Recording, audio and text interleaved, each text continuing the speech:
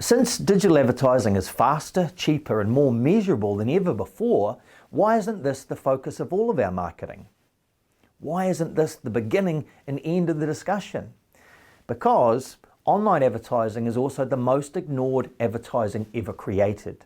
It's not unusual to run an ad in front of 100,000 people and get not a single click. It's not uncommon for an entire ad campaign to start, run and finish without making any impact on your brand. Advertising is unearned media. It's bought and paid for. And the people you seek to reach know it. They're suspicious. They're inundated. They're exhausted.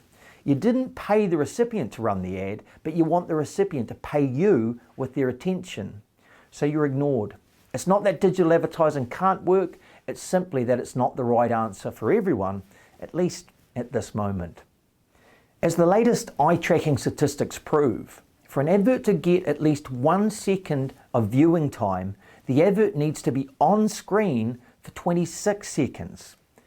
The average advert on your phone or laptop gets 0.7 of a second of exposure.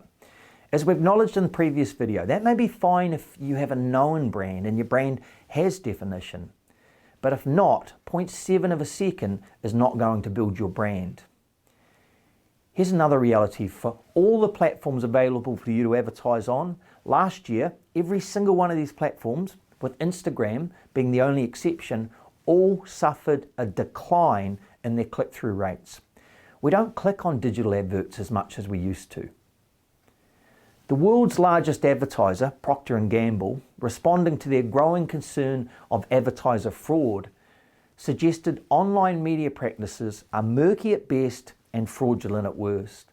For 12 months, they removed their entire online marketing budget, over $140 million in advertising. And it proved to have no negative impact on their sales whatsoever. Digital advertising fraud is now estimated at $14 billion. By the year 2020, that figure is predicted to grow to $44 billion.